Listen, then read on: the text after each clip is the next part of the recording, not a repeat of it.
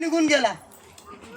म्हणजे ज्या व्यक्तीला सेवा करायला ठेवलेल्या पृथ्वीवर परमेश्वराने लोकांमध्ये, हे व्यक्ती त्याला बघून दुसऱ्या वाटेने जात आहे आणि तिसरा व्यक्ती येतोय. तुम्हाला मी आता विभाजन दाखवत आहे जे मला परमेश्वराने 3-4 दिवस अगोदर दिलेलं आहे आणि रात्री झोपत असताना मनन करत असताना. आणि तिसरा व्यक्ती कोण येतोय? जोरात बोला ना. शोमरोनी.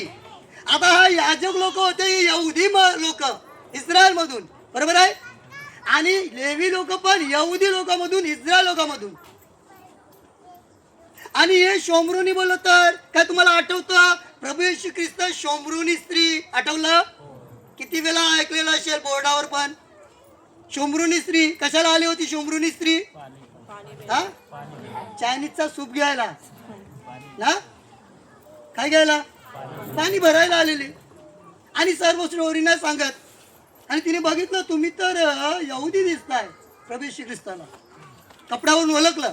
आज आपण भारत देशाचे रहिवासी आहात, नागरिक. हालेलुया.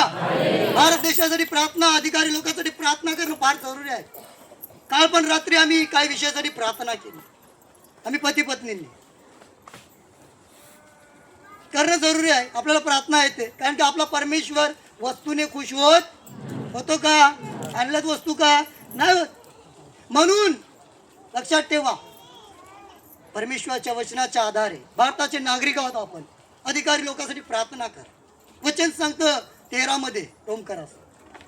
हर एक प्रकारच्या कार्यासाठी प्रार्थना करा, विनंती करा. म्हणून 2026 मध्ये काय तुम्ही विचार करताय की अजून कठोर मन आहे, कठोर विचार आहेत, कठोरता अजूनपर्यंत आहे, अजून क्षमा नाही केली, अजूनपर्यंत दुसऱ्यांचे दोष काढताय, अजूनपर्यंत दुसऱ्यांना त्रास देताय. ज्या परमेश्वरच्या लोकांना बिलकुल शोभा देते का? हालेलुया.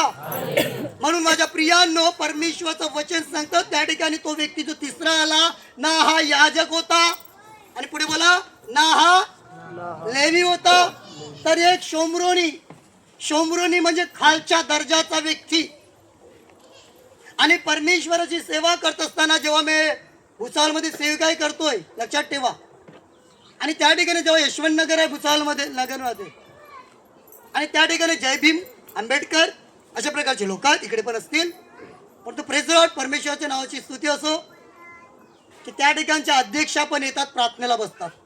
उपाध्यक्षा पण आणि सचिव पण येऊन प्रार्थनेला बसतात. हालेलुया.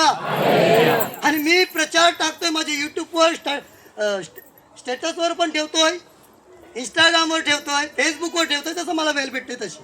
मी फॉलोवर बघत नाही, मी फक्त देवाचं वचन लोकांपर्यंत गेलं पाहिजे. हालेलुया. आणि नंतर त्या ठिकाणी सांगण्याचा अर्थ मी त्यांना आंबेडकर बद्दल काही माहिती आणि काही माहिती ख्रिस्ताबद्दल देतोय. फार खुशी होतात. हालेलुया.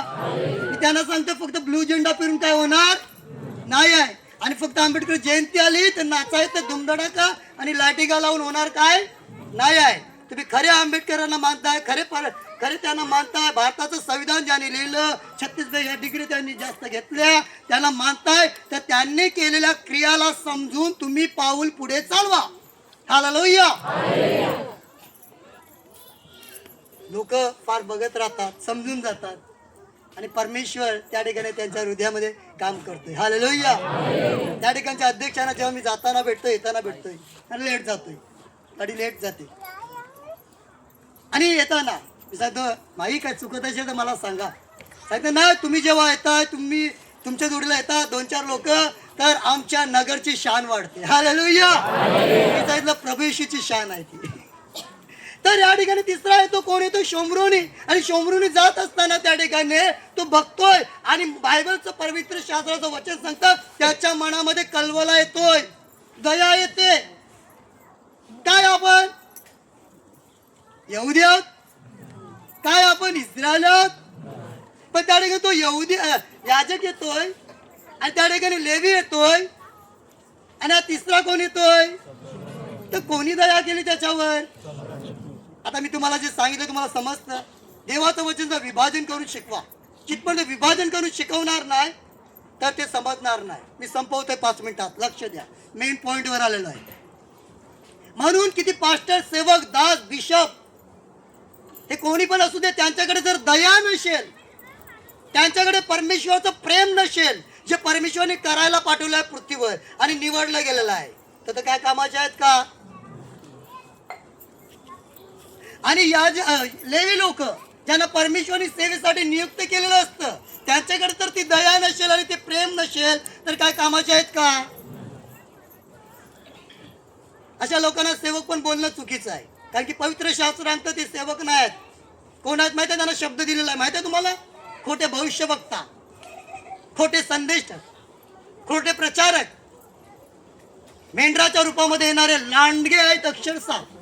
म्हणून माझ्या भावांनो, माझ्या बहिणींनो, तमाम जमलेल्या सर्व जन सेवक हो, लक्षात ठेवा की तो एक शोमरोणी त्याला येतोय. वचन वाचायची गरज नाही आता. तर त्या ठिकाणी काय करतोय? त्या ठिकाणी तेल लावतोय, द्राक्षरस लावतोय आणि त्याला घेतो, आपल्या गाढवावर ठेवतोय. गाढव होतं ना त्याच्याकडे? ते गाढव होतं की नाही? आता गाढव काय दर्शवतो माहित आहे तुम्हाला? तो व्यक्ती एक साधारण व्यक्ती होता. आता तो जर त्याच्याकडे भरपूर पैसा असता तर त्याच्याकडे काय असतं माहित आहे? घोडा असता. काय असता? घोडा.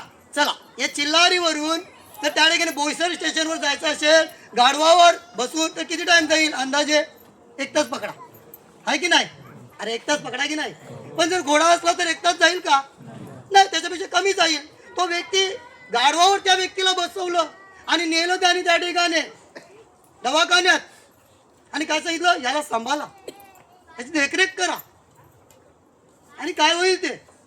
मी जात आहे, जे काय पण होईल ना, याचं जे पण खर्च असेल ना, ते मी आल्यावर देईल. म्हणजे हा व्यक्ती जाईल, मेहनत करील आणि मेहनत करून जे पैसे येतील त्याला बघायला येईल आणि जे राहिलेले पैसे असतील दवाखान्याचे, वैद्याचे, ते देईल. म्हणून हा व्यक्तीला दर्शवतो की हा व्यक्ती साधारण व्यक्ती आहे. काय जर कोणाकडे BMW, मर्सिडीज, जॅग्वार अशा मोठमोठ्या गाड्या करोड रुपयाच्या असतात, त्या व्यक्तीला आपण मिडल क्लास मधून बोलतो का? मध्यस्तरीयचा व्यक्ती बोलतो का? नाही. तो व्यक्ती BMW, जॅग्वार, मर्सिडीज या गाड्या नाही घेणार. काय घेईल? स्विफ्ट घेईल, इको घेईल. आज या ठिकाणी आलेलं कम से कम 7 इको आहेत, 2 रिक्षा आहेत आणि 25 टू व्हीलर आहेत. कधी तुम्ही मोजल्या? मला मोजायची गरज नाही. हालेलुया.